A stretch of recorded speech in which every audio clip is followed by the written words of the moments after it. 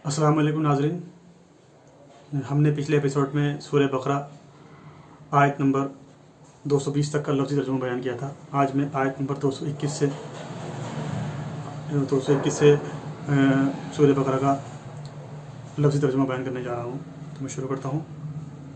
आऊज़ु बिल्लाहि मिनश शैतानिर रजीम, बिस्मिल्लाहिर रहमानिर रहीम। और मुशरिक औरतों से निकाह ना करो यहाँ तक कि वे ईमान ले आएँ, और अलबत्ता मुसलमान लौंडी बेहतर है मुशरिक औरत से, अगरचे तुम्हें वे भली लगे। और मुशरिकों से निकाह ना करो यहाँ तक कि वे ईमान ले आएँ, और अलबत्ता मुसलमान ग़ुलाम बेहतर है मुशरिक से, अगरचे वे तुम्हें भला लगे। वे लोग दोज़ख की तरफ बुलाते हैं और अल्लाह बुलाता है अपने हुक्म से जन्नत और बख्शिश की तरफ, और लोगों के लिए अपने अहकाम वाज़े करता है ताकि वे नसीहत पकड़ें। वे आप सल्लल्लाहु अलैहि वसल्लम से हालात हैज़ के बारे में पूछते हैं। आप कह दें कि वे गंदगी है, बस तुम औरतों से अलग रहो हालात हैज़ में, और उनके करीब ना जाओ यहाँ तक कि वे पाक हो जाएं। बस जब वे पाक हो जाएं तो तुम उनके पास आओ जहाँ से अल्लाह ने तुम्हें हुक्म दिया है। बेशक अल्लाह दोस्त रखता है तौबा करने वालों को, और दोस्त रखता है पाक रहने वालों को। तुम्हारी औरतें तुम्हारी खेती हैं, बस तुम अपनी खेती में आओ जहाँ से चाहो, और अपने लिए आगे भेजो, आगे की तदबीर करो, और अल्लाह से डरो, और तुम जान लो कि तुम अल्लाह से मिलने वाले हो, और खुशखबरी दे ईमान वालों को। और अपनी कसमों के लिए अल्लाह के नाम को निशाना ना बनाओ कि तुम हुस्न सलूक और परहेजगारी और लोगों के दरमियान सुलह कराने से बाज रहो, और अल्लाह सुनने वाला जानने वाला है। तुम्हें नहीं पकड़ता अल्लाह तुम्हारी बेहुदा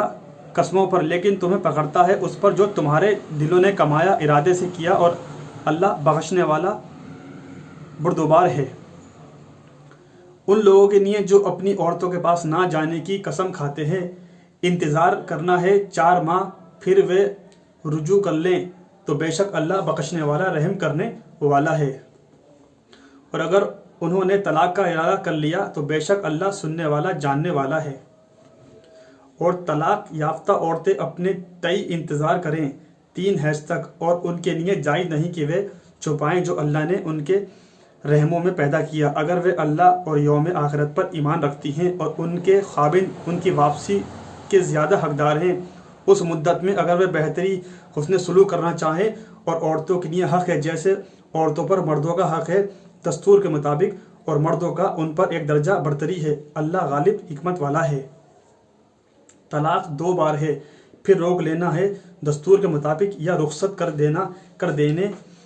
कर देना हुस्न सलूक से, और नहीं तुम्हारे लिए जायज़ कि जो तुमने उन्हें दिया उससे कुछ वापस ले लो, सिवाय इस सूरत में कि दोनों अंदेशा करें कि अल्लाह की हुदूद कायम न रख सकेंगे। फिर अगर तुम डरो कि वे दोनों अल्लाह की हुदूद कायम ना रख सकेंगे तो गुनाह नहीं उन दोनों पर कि औरत उसका बदला फिदिया दे दे, और ये अल्लाह की हुदूद है। बस उनके आगे ना बढ़ो, और जो अल्लाह की हुदूद से आगे बढ़ता है बस वही लोग जालिम हैं।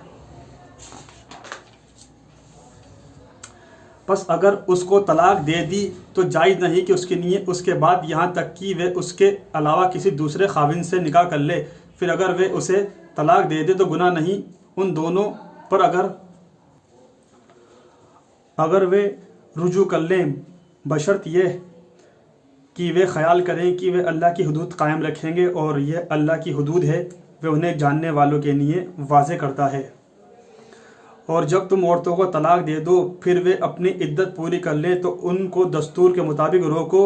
या दस्तूर के मुताबिक रुखसत कर दो, और तुम उन्हें नुकसान पहुंचाने के लिए ना रोको ताकि तुम ज़्यादती करो, और जो ये करेगा बेशक उसने अपने ऊपर जुल्म किया। और अल्लाह के अहकाम को मजाक ना ठहराओ, और तुम पर जो अल्लाह की नेमत है उसे याद करो, और जो उसने तुम पर किताब और हिकमत उतारी वे उससे तुम्हें नसीहत करता है, और तुम अल्लाह से डरो और जान लो कि अल्लाह हर चीज़ का जानने वाला है।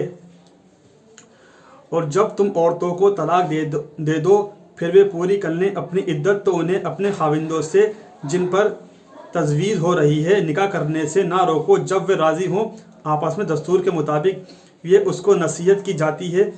कि जो तुम में से ईमान रखता है अल्लाह और यौम आखिरत पर, यही तुम्हारे लिए ज़्यादा ستھرا اور زیادہ پاکیزہ، اور اللہ جانتا ہے تم نہیں جانتے۔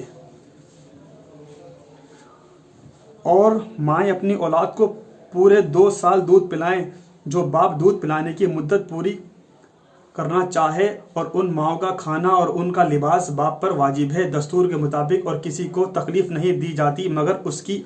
وسعت برداشت کے مطابق۔ ماں کو نقصان نہ پہنچایا جائے اس کے بچے کے سبب، اور نہ باپ کو اس کے بچے کے سبب، اور وارث باپ کے خاندان پر ہی ایسا ہی واجب ہے۔ پھر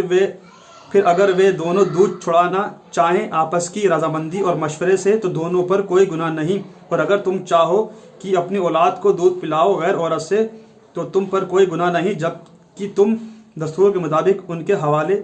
کر دو جو تم نے دینا ٹھہرایا تھا، اور اللہ سے ڈرو اور جان لو کہ اللہ جو کچھ تم کرتے ہو اسے دیکھنے والا ہے۔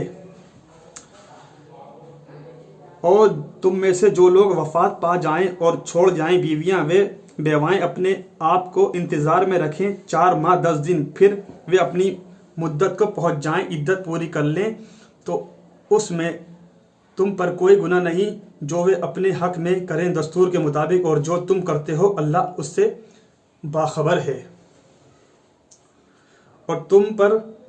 اور تم پر اس میں کوئی گناہ نہیں جو تم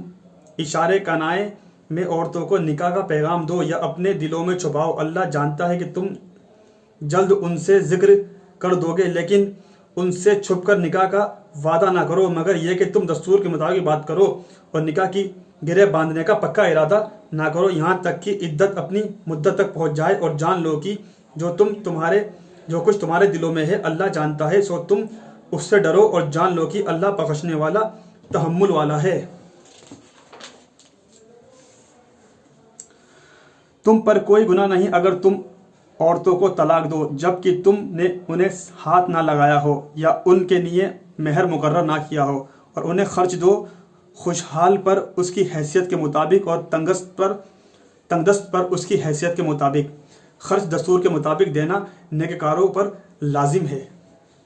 اور تم انہیں طلاق دو اس سے پہلے کہ تم انہیں ہاتھ لگایا ہو، اور ان کے لیے تم مہر مقرر کر چکے ہو تو اس کا آدھا دے دو جو تم نے مقرر کیا، مگر یہ کہ وہ معاف کر دیں، وہ معاف کر دیں جس کے ہاتھ میں عقد نکاح ہے، اور اگر